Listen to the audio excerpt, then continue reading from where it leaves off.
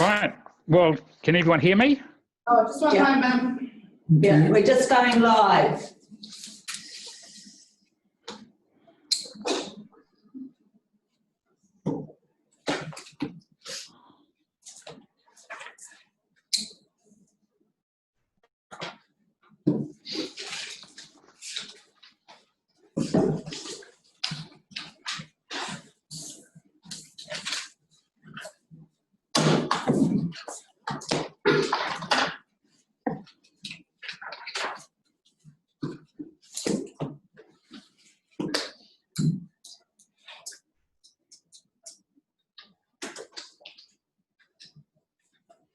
Okay, we're good to go. Good. Thank you.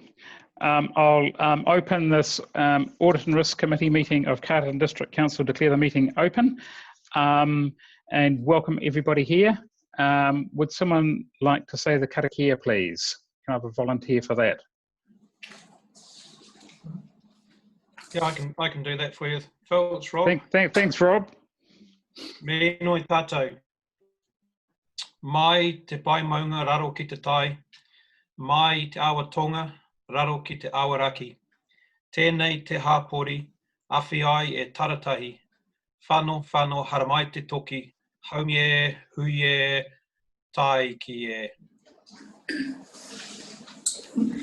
Ameni. Thank you, Rob. Do we have any apologies? No. No apologies, thank you. Any conflicts of interest to declare? No, none, thank you. Public forum, do we have any members of the public? No. No? Right. Minutes of the meeting held 4th of March seems almost a lifetime ago. Can we have a mover for the adoption of those minutes, please? Thank you. You a member of the committee? Yes, Stephen. Yes. Stephen, thank you. Yeah, thank you. I'll seconder. Robin. Thank you, Robin. All those in favour, please say aye. Aye. Those against, carried. Right, next item is Council's risks relating to COVID-19 coronavirus.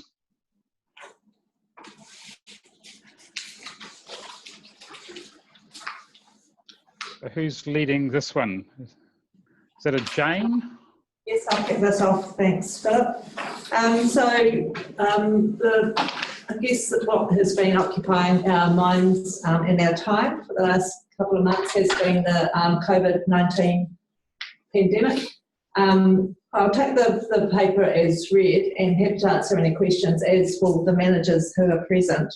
I just want to make the comment, though, that it's been an amazing experience for the organisation. I have been so impressed by everybody that works for Carterton District Council and the way that they've responded to the lockdowns. We've had no issues that haven't been able to really be easily dealt with. The managers have done an outstanding job at leading the organisation and their teams, keeping people occupied. All our services have continued to operate as they've needed to. We've had most of the staff working remotely, some staff obviously coming in to do the services that we need to have physical presence for. So all our essential services have continued. The parks team has done an amazing job assisting with burials. Fortunately, we didn't have a lot of burials, which our pandemic plan did provide for. But thankfully, the response of the country and wider has meant that we didn't have some of the issues that we had planned for or were ready for. I do not fault the organisation and the people that we've got in this organisation. It's been wonderful being able to have weekly informal meetings with the councillors. So that's been sort of quite a big part of the way that we've managed the pandemic response in the lockdown period.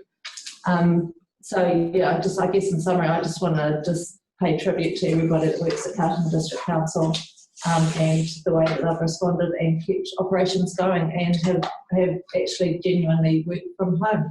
That's all I'd like to say in terms of the report, and happy to answer any questions. Are there any questions? Stephen? Thanks, Jane. Echo everything you said about your team. It's been quite phenomenal to watch remotely what's happened at the council. Now, one question on page 6 regarding financial impacts. We mentioned the third bullet point there, the 20% from late rates, payments, and removal of late charges. Do we have any update how we're looking around that 20%? Is that a conservative estimate? Should I answer that one? Yep. Thanks, Phoebe. So the fourth instalment is due by today. So the numbers for that, we'd be able to give you more of an indication from next week. Okay, cool. We haven't had a significant number of people contacting us to go on to payment plans or because they're in financial distress. But I would say that some people won't have contacted us yet, and we'll hear about some more of those over the next week or so. So I think it's probably too early to say. But the 20% is certainly conservative, so we're really hoping that it's going to be more like 10%. Right. Thank you. Phoebe, just following up on that, do you know your average percentage of rates collection per instalment? I'll answer that one for you, Phil. Our normal rates collection is fairly close to around 98%. So we're on a general course. We have a relatively low percentage of rates indebtedness, which flows on a sustained basis. Okay, thank you for that. The follow-up question I have, sorry, Rob, yep. Sorry for that. So paragraph 4.1, the last bullet point relates to unsafe remote workstations. I was just curious to know what that was. Is that people's personal equipment not being up to scratch, or is that something else? Thanks, Rob. On page 6. Yeah, kia ora, everyone. So initially, in that rush, for everyone to work out how they're going to work from home, there was we really addressed that as one of our risks to make sure people had correct workstations. So, and also along with that, the equipment to do that safely. So Julie, in particular, has worked really hard with putting out that information.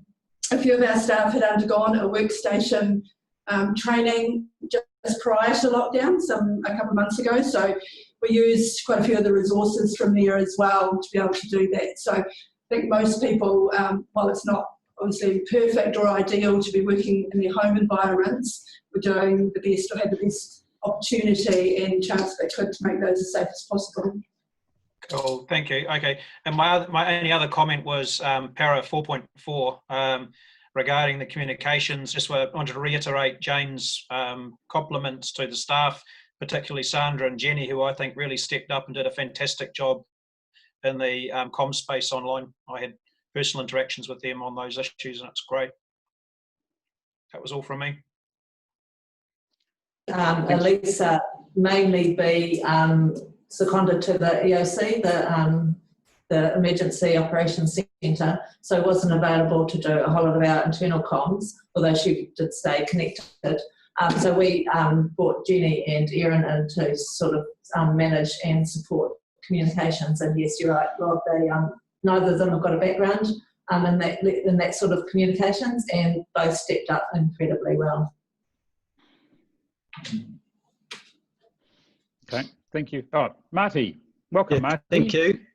Kia ora, everyone. I have a question on the draft annual plan. So the council made a decision to not consult on the annual plan. And so under the Act, that's okay if there's little change from the long-term plan. Is that still, given the decisions that have been made or going to be made or whatever, that's still compliant with those requirements? Or would it be sensible to have a deliberate, considered decision by council with that decision recorded? That's my first question. Can we deal with that on item 8? Changes to the approach to the annual plan is probably a better place to deal with that question, Marty. Yeah, I was thinking of the legal compliance risk as opposed to the other questions, but okay, we'll do that then. And then my second question is on the considerations, item 6.1, para 6.1. Climate change says not applicable. I'm not too sure why that would be the case. I have, so my questions, I'll just try to bring it up. You've included the financial implications of the pandemic, but were there any impact, or is there likely to be any impact on the council's planned climate change actions? And do we know yet if there's been an impact on the carbon emissions? I think there will be, because we use fuel use during the lockdown, or and how will we ensure that the climate change mitigations or climate change implications will be considered properly? Philip, do you want me to have a go at answering that one? Absolutely. Thanks, Jane. So Kerry, if you want to butt in, that's fine. So for us, so the papers around how we responded to the pandemic and the lockdown.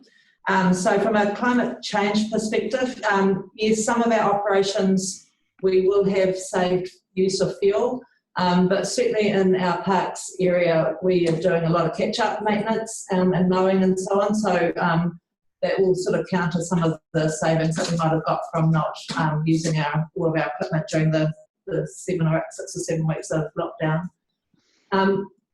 Because the paper really concentrates on the pandemic and our lockdown and response, that's why I didn't think that there was a climate change perspective there. In terms of the work that we're doing on our climate change planning, that hasn't slowed down. So, so part of the work that the staff have been doing from home has been working on our climate change response planning and working through the details of our implementation plan. Gary, do you want to add just a little bit to that? Oopsies, I was muting and unmuting. Yeah, actually, we've just got the inventory from Greater Wellington, which we've been waiting on, which was meant to come 5 months ago. So we're actually going to report on that at the next council meeting, because it only just arrived yesterday. And we just need to do a little bit of an analysis around that. But yeah, actually, one of the things I was going to ask Melanie to do is have a look at the lockdown and see whether that has impacted. So hopefully at the next council meeting, it won't be the next week's one, but probably the June, we'll have some information around that. But yeah, Melanie has actually managed to keep on working throughout lockdown on this and the actions. So we're hoping to have a bit more of a report on that at the council meeting. Thank you.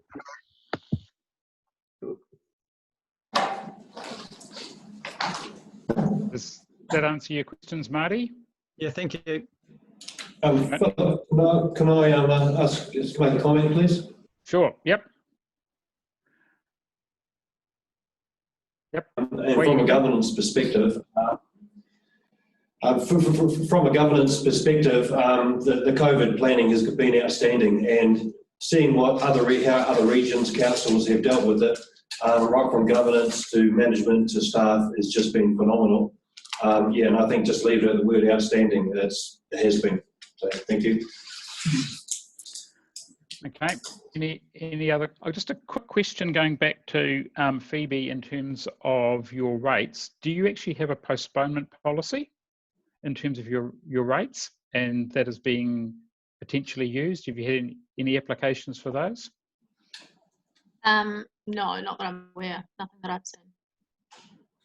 Okay, but you have a postponement policy that you can use. Yeah. If people want to postpone their rates. Yeah. I think so far there's only been about maybe 20 people who've contacted the rates officer to talk about not being able to pay. So the numbers haven't been really significant at this stage. And for the most part, we've been able to talk to people about getting on a direct debit and using their avenue instead. So there's been no significant issues arise as of yet. Okay, thanks, Phoebe. Right, can I, no further questions? There's no further questions. Can I have a mover for the recommendation on page 11, please? I will, Robin. Thank you, Robin. Yeah, so those who are actually physically in the meeting, if you could actually mention your name. It's a bit hard for me to actually detect the tone, who it actually is, would be appreciated. Thank you, Robin. Do I have a seconder, please? Stephen. Thank you, Stefan. Any further discussion? All those in favour, please say aye. Aye. Those against? Carried. Health and safety report. Thanks, Philip. So obviously the COVID stuff has occupied most of our time, and James covered a lot of that within the previous report around the controls and the action we've taken. So I'll just highlight a couple of other parts that may be of interest to you within the report around the sick leave. So you'll see the spike first quarter, obviously, and pre-lockdown we really made a concerted effort to ensure staff was going to stay away from work if they were ill, and also we did have a number that were having to go into self-isolation due to risks for them as well. So we've explained that spike there. We're yet to just have a look at what the impact of people in lockdown have been in terms of. There won't be a lot of sick leave having been recorded in the last 6 weeks. If people were unwell, they'd probably continue to work if they were slightly unwell. Although we have said to those that were really, really unwell to do sick leave, but I'm not aware that there's been a huge increase while people have been in lockdown. But we can bring those figures next time. Thank you. The other part I was just going to highlight was the with the return to work, you'll notice just a wee spike in the vehicle speeds. Still not exceeding the industry average, but there's less vehicles on the road, and our guys were the only ones out actually doing some work and trying to do it. And the speeds themselves were significant in terms of what they were achieving. So, happy to take any other questions. Thank you. Are there any questions? I just have one question, Philip. Yep. Thank you, Rebecca. Oh, sorry. And that's just around the self-isolation sick days. Have we granted them as extra sick days to the staff, or has they used up their annual sick leave? No, it's been all on special leave, so any sick leave. So we really wanted to avoid the incident where people didn't have sick leave, so they would be forced to come in because they needed to be paid. So that was the reason behind it. Perfect. Thank you.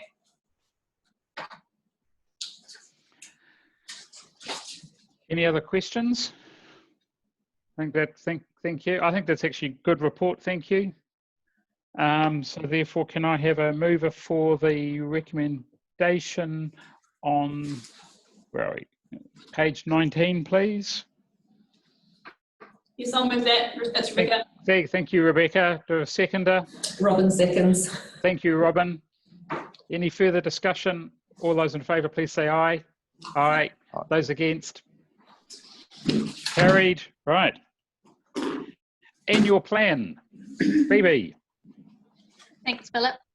I'll take the report as read, and I'll just make a few notes to highlight things to people, including answering your question, Marty.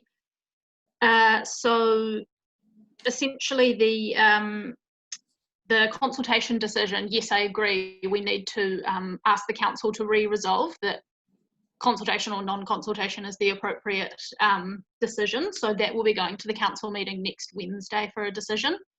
The advice that we've had from Simpson Grierson has been that where there's no material change, we're not triggering the significance of engagement policy. And because we are here sort of reverting back to an LTP year 3 position, more or less, the chance of us triggering materiality is low, but that will be put in a paper to council next week.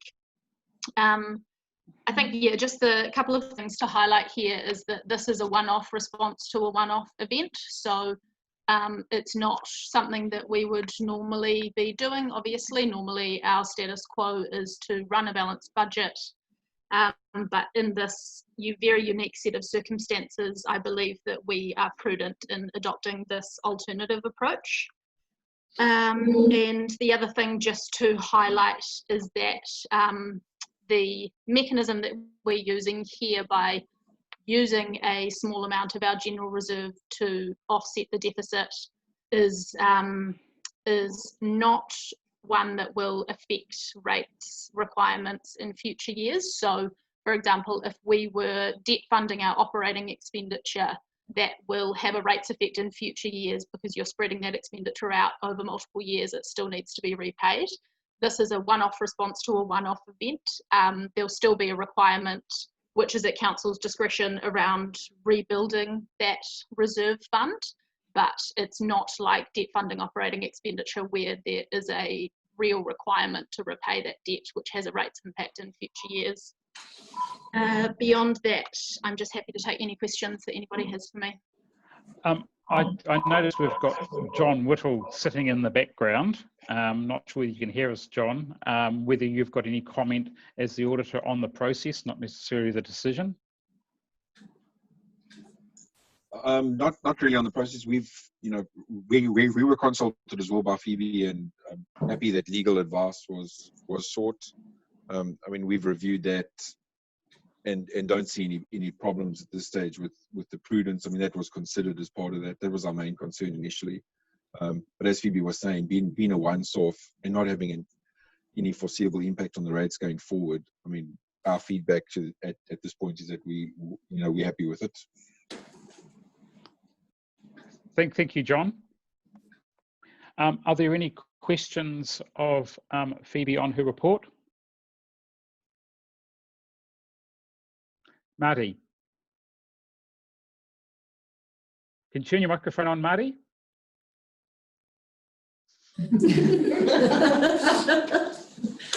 Right, thank you.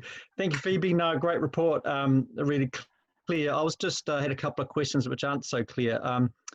So obviously an impact on the general reserve, but some of these changes or reforecasts are going to affect targeted reserves, not the general reserve. Does that create any issues? Also, $1 billion surplus that was proposed being used to pay loan repayment and capital expenditure. So how is the cash funding for that likely to happen? And also, what's missing? Is there any impact on debt?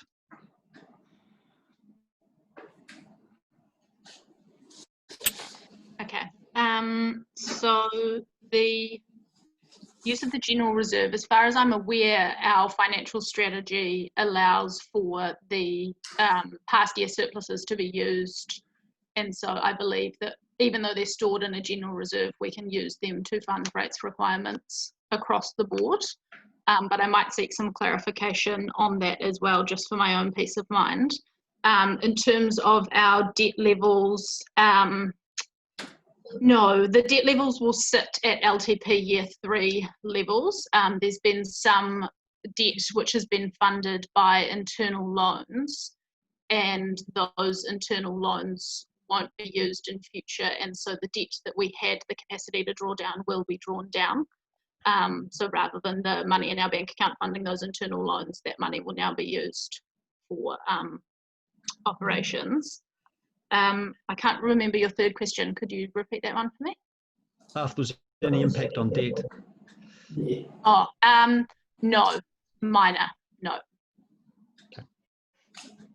Okay. Thank you, Phoebe. Rob. Yeah, not so much a question as I guess a point which Phoebe might comment on, for the benefit of any non-council members and associates who might be listening on Facebook as well. I guess there's no such thing as a free lunch, and some people would ask, why don't we do this every year to reduce our rates? And I just want to draw people's attention to the prospective statement of financial position, in that our cash and cash equivalents takes a big hit under these circumstances. It's kind of like you're running your check account a little bit closer to zero. So we've got a little bit less flexibility to deal with day-to-day costs, which means that in future we have less flexibility to do the same thing again.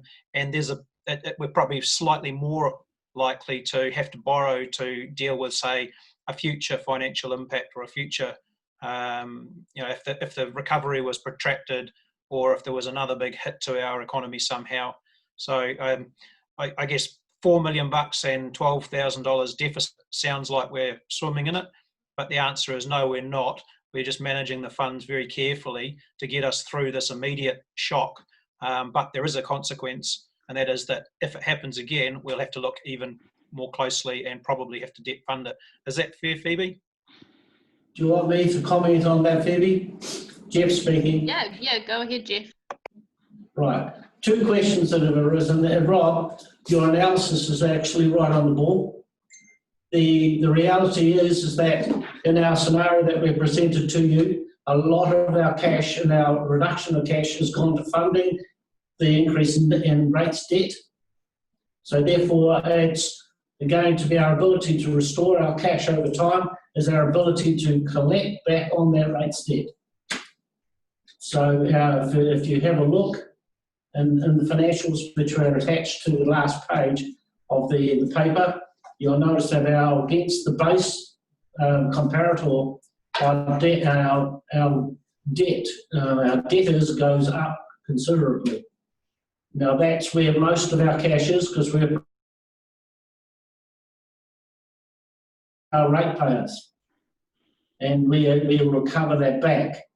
Now, as we recover that on the top of our existing rates, we have the ability to restore our cash position going forward. And then as we go, if you have a look at our debt position, there is a very slight increase in the amount of debt that we incur, because we will take on more, we will loan finance more of our capital expenditure rather than using our internal cash reserve. And that's essentially it is, and we will have to continue a very tight financial management, treasury management and cash management. But we haven't and don't believe we need to resort to a bank overdraft to cover our operational expenses, and which we will have to pay back as written, and rate 4, which is what Phoebe has indicated. Thank you, Jeff. Could I have a follow-up question on that, Philip, please? It's Rebecca. Absolutely, Rebecca. Yeah, I had a question that was kind of similar along the lines of Marty's, but it'd be good just to have a little bit more clarification. So from what I understand, is that we have roughly $4 million cash in the bank that's going to be used to offset some of our costs this year. There's a comment from Phoebe in the report saying that we're looking at an operational deficit of around $12,000, and so that's not a huge amount to be funded from that cash reserve. So my question is, what are the other things that are going to be funded from that? And like Marty said, there are very specific things that can be funded from the general reserve. So I'm surprised that there's not more of that going towards operating costs. However, now Jeff has said that it's going to be used to offset any lack of revenue we receive from rates. So my final question, I guess, is can we expect our cash reserves to be significantly better than that $800,000 at the end of our financial year next year? To answer that, Jeff speaking again, that all depends on what we decide to do in respect of our cash position going forward into the subsequent year. So it may well be that we may have to take on more debt to cover our capital expenditure, which enables us to use our internal resources to cover our rates deficit. It comes down, the whole thing is dependent upon, in terms of the scenario that we're painting, on our ability to collect our rates debt, to improve rates collection. And the other spin to this is that we're anticipating a 20% non-collective rates during 2020-21, that we actually get a significantly better collection rate In other words, get it back to what we had normal. So in other words, people have said, no, our first priority is to pay as our rates, and therefore we don't have this cash issue. Yes, so effectively our cash is loan funding any ratepayer deficit. Is that correct? So it should return back to normal over the following years. And what we're anticipating is you recollect the rates that are owing, because the vast majority of things we've noticed over time is that people do pay their rates. Even those who get into arrears, we do get a good collection of those rates back.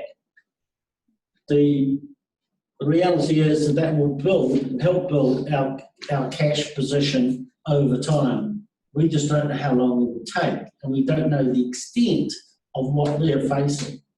So if overall economic activity within the Wairarapa district only goes down by 3 or 4% over time, that might mean that our rates collections actually are not too far from what they are now.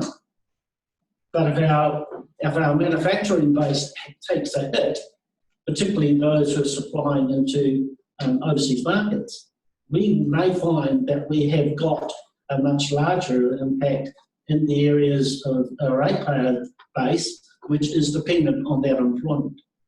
And that's fundamentally what is sitting here, because if you were looking at relative risk, Carterton is seen as a significant risk in terms of its manufacturing base, across all of all territorial authorities. We are seen as one of the highest risks, hence our 20%. Okay. Yeah, I guess I just don't want to see the General Reserve that a large amount of ratepayers have put money into, I guess, be subsidising economic downturn across our district. No, if they're doing that to make an economic subsidy, you're actually using ratepayers' money and paying businesses to offset their losses. That's a form of subsidy. The sort of movement you're talking about at the moment is ratepayers who are not able to pay, and the ability of not paying. And the question is that are they cross-funding and cross-subsidising those? No, I wouldn't necessarily say that they are, because the services that we are providing is there. So it's not quite a subsidy as more as the fact that we've got a debt limit. Rebecca, I'll just jump in for 10 seconds. What we're doing is it's really a timing difference. So we're saying that for ratepayers who can't pay right now, we will absorb through a reduction in our cash balances those debtor balances. So that's why you see that our cash and cash equivalents balances go down and our debtors and other receivables balances go up. So over time, those two numbers will start to swing back the other way as the timing difference resolves itself, which is people eventually over time being able to pay. It just might be that they're paying next year's rates off over 18 months rather than over a 12-month period. So it's a timing difference which we hope which would resolve itself. And also just reiterating Jeff's point that we are being very conservative by forecasting a 20% non-payment, and so we're really hopeful for the good of the community and the good of our cash balances that we don't reach that level, but we wanted to be prepared in case we do reach that level of non. Cool, thank you, Phoebe.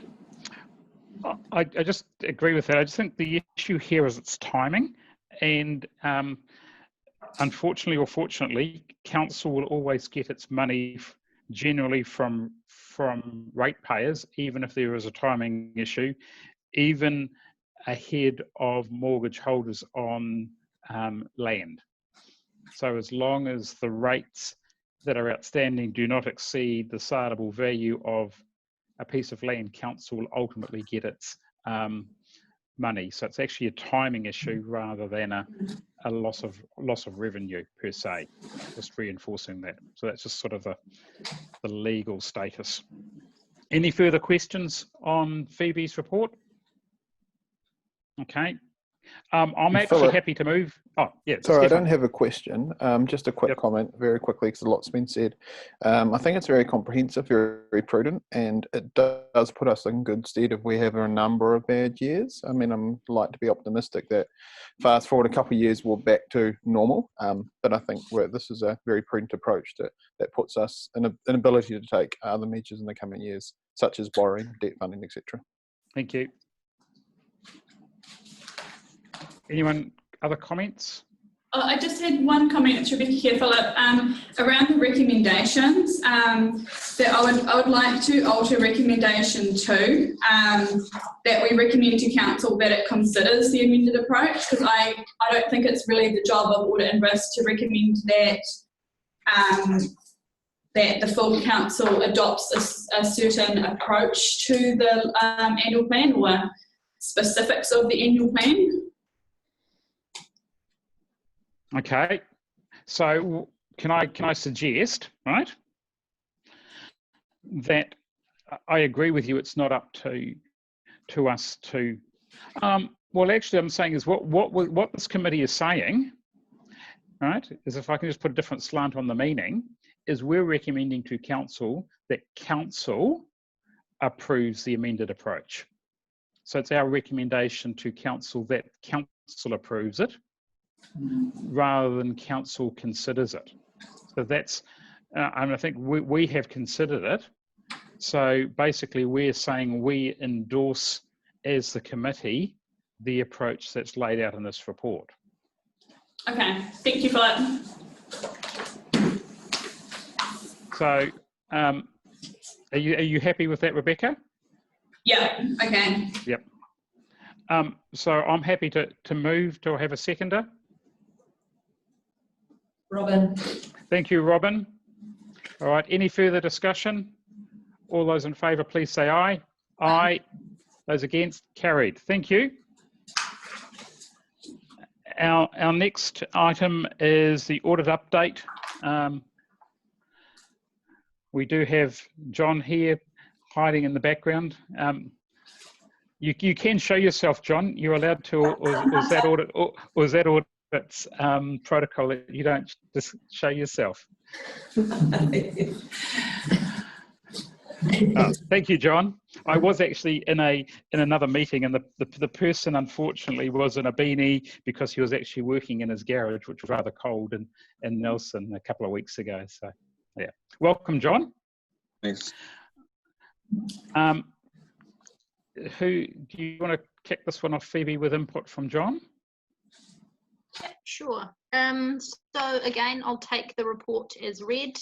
And the updates, yeah, are really just that we're continuing to work really closely with the audit team on the work for the interim audit, which is currently underway, and we'll be having some on-site time with them next week. And then we'll basically go from there. I don't have any significant comments to make, so probably just, yeah, John, if you've got anything to add. No, not at this stage. We're planning to come to start the interim audit on the 25th of May. At this stage, in terms of our statutory reporting responsibilities, no deadlines have been moved. So we're still planning to issue our final report in line with the normal statutory deadlines, and the final audit will be around the 18th of September. We've issued our audit plan as well, which is in the papers. I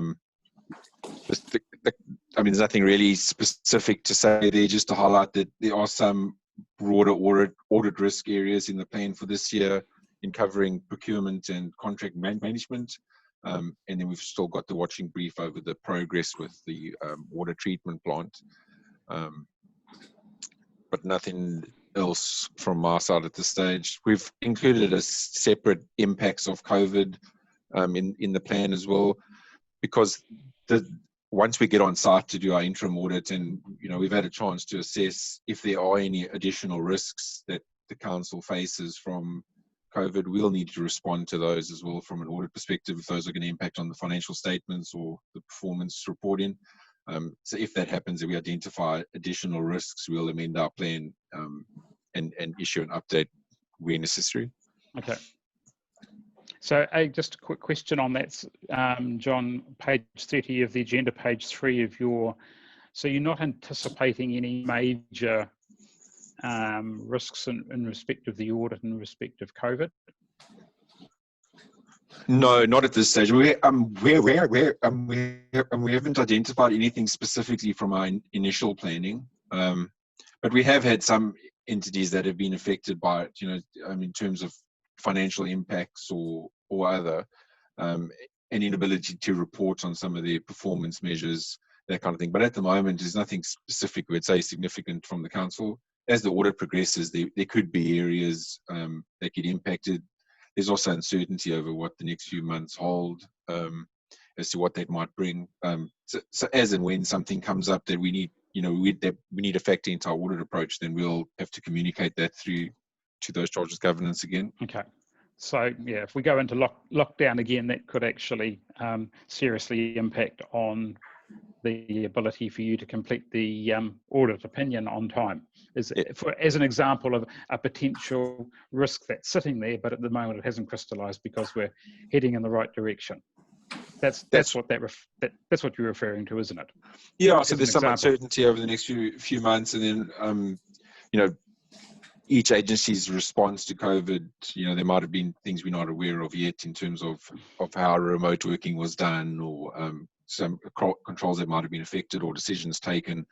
So we'll need to get our head around that when we do our planning. If there is anything that we find that might have been operating differently, and then that has caused a risk, then we'll communicate that. And as you say, if there's other issues, wider issues around the uncertainty over the next few months that our timelines need to move, or the statutory timelines move, then we'll need to communicate that. Also, in terms of Audit New Zealand's priority, the council's our priority audit, we need to give the resources that are due to them to make sure we do get it done, in line with the timelines currently as what they are. Okay. Thank you, John. Are there any questions of Phoebe or John from the team?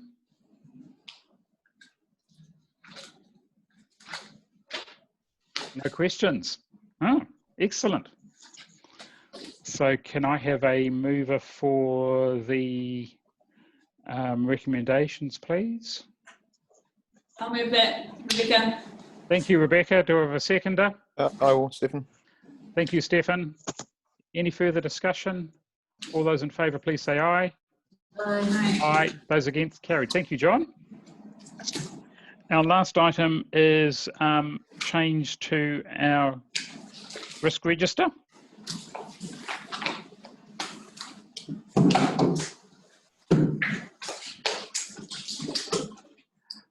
Morning, everyone. I'm Chair. Morning, Dave. I'll take the paper as read and answer any questions if you have them. Any questions? Any comments? Thank you, Dave, for highlighting the changes in red. That makes it a lot easier to highlight the changes. I found that very helpful. Any other comments? No, nothing. Just great work. Great work. Yeah. Thank you, Rebecca. If I could say great work on the staff, on the managers, in terms not mine. It's just the health and safety, particularly. Just why we haven't increased the risk of the health and safety. The work that Jerry and the others are doing, that's why there's been no increase in that risk. Our health and safety has been outstanding. But we can't do anything about community transmission, which is why it's gone up in terms of working outside of, in terms of our employment potential staff costs. Yep. Yep. It's a risk there, but there's no mitigation that council can actually take. Yep. Any further discussion, questions?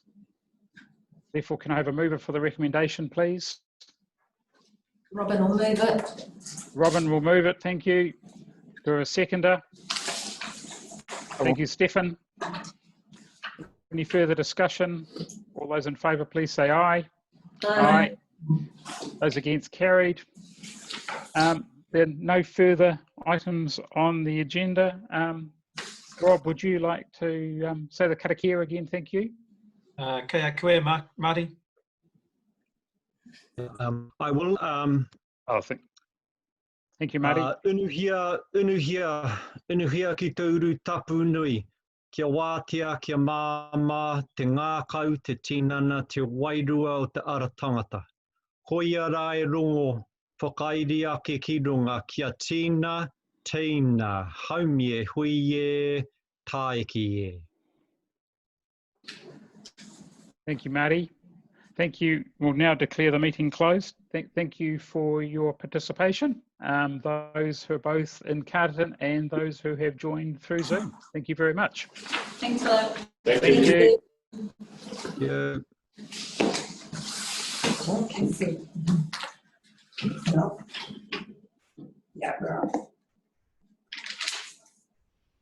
Well done, Casey. Yeah, brilliant. I was like, watching. Is it easy to set up? You can be hanging around all day doing them? Yeah. Good. Oh, you got 2 more of them? The workshop, Christine's going to zoom in. She's from Wellington. Okay, so you do. Well, you could live stream the workshop. That could be quite entertaining.